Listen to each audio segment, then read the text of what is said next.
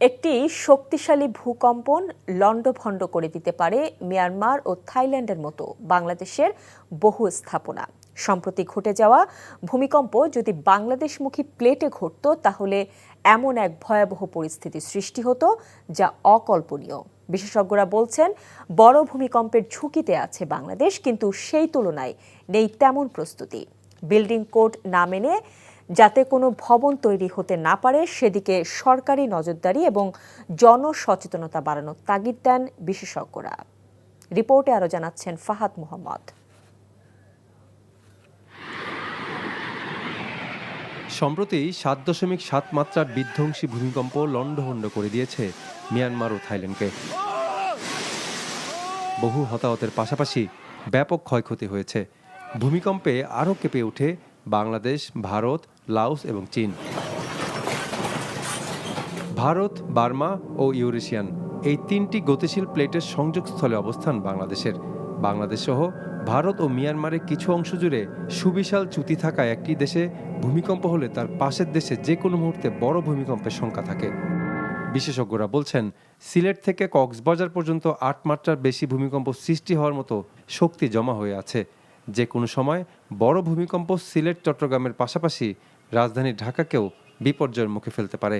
আমাদের যে subduction zone পূবে পাহাড়ি অঞ্চল, এটা হচ্ছে সবচাইতে নটোরিয়াস, ভয়ঙ্কর। দুটা প্লেটের পরস্পরমুখী যে গতি এবং সেটার যে গতির হার ৮.২ থেকে ৯ মাত্রা শক্তির এখানে জমা হয়ে আছে। সেটা আজ হোক কাল হোক এই শক্তিটা বের হতেই হবে, এর কোনো বিকল্প নেই। দুইটা আর্থকুয়েক হচ্ছে 8.5 এর উপরে, যেটা 250 বছর 300 বছর সাইকেল আসবে। তার মধ্যে 1762 আর্থকে 250 বছর হয়ে গেছে, যেটা আমরা বলছি মিয়ানমারের কাছে, কিন্তু একদম সমুদ্র বরাবর সেন্ট মার্টিনস দ্বীপের থেকে 100 কিলোমিটার নিচে। সেটা হলে কিন্তু সুনামি হবে, সেটা একটা হওয়ার সম্ভাবনা আছে। বিশেষজ্ঞদের মতে, ভূমিকম্পের সবচেয়ে বেশি ঝুঁকিতে আছে সিলেট ও চট্টগ্রাম বিভাগ, মাঝারি ঝুঁকিতে রাজশাহী ও ঢাকা বিভাগ, আর কম ঝুঁকিতে খুলনা ও বরিশাল বিভাগ। চট্টগ্রাম থেকে সিলেট অঞ্চলে বিগত 400 থেকে 1000 বছরে বড় ভূমিকম্প না হওয়ায় আশঙ্কাটা বেশি। লকজনের পূবের যে অংশটা মিয়ানমার অঞ্চলে, এখানে মাঝে মাঝে ভূমিকম্প হয়। দেখবেন যে 3, 4, 6 পর্যন্ত এখানে হয়, অর্থাৎ 5-10 বছর পর্যন্ত এই শক্তিটা ধরে রাখতে পারে, তারপরে ছেড়ে দেয়, কারণ এখানে ফ্রিকশন হচ্ছে কম। কিন্তু আমাদের এই অংশে ফ্রিকশনটা এত বেশি যে এখানে আটকে রয়েছে। সেই কারণে আমাদের এখানে ভূমিকম্প খুব কম হয়, কিন্তু ঝুঁকির দিক দিয়ে এটা শীর্ষে রয়েছে। সারা দেশে লক্ষাধিক ঝুঁকিপূর্ণ ভবন, সেই সাথে বিল্ডিং কোড না মেনে যত্রতত্র ভবন নির্মাণ চলছেই। তাই বিপর্যয় এড়াতে নিরাপদ অবকাঠামো তৈরির পরামর্শ বিশেষজ্ঞদের। রানা প্লাজার পর আমরা বিল্ডিংগুলোকে 4টা ক্যাটাগরিতে ভাগ করছিলাম।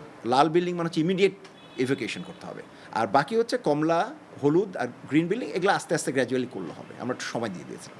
তো লাল বিল্ডিংগুলো চিহ্নিত করা, অর্থাৎ রুগ্ন বিল্ডিংগুলো চিহ্নিত করা আমাদের ফার্স্ট প্রায়োরিটি হবে। ব্যক্তি পর্যায়ে, পারিবারিক পর্যায়ে এবং প্রাতিষ্ঠানিক পর্যায়ে একজনের কী ধরনের প্রস্তুতি থাকা দরকার, অর্থাৎ সচেতনতা বৃদ্ধি, অ্যাওয়ারনেস ডেভেলপ করার জন্য সরকারের কোনো পদক্ষেপ নেই, এবং এটা নিয়মিত মহড়ার মাধ্যমে এটা বৃদ্ধি করতে হবে। এছাড়া বন উজাড়, পাহাড় কাটা সহ প্রকৃতির ক্ষতি করা থেকে বিরত থাকার তাগিদ দিয়েছেন ভূতত্ত্ববিদরা। Fahad Mohammad, NTV news, Dhaka. এই ঈদে জামা জুতো অ্যাক্সেসরিজের ডিসকাউন্ট।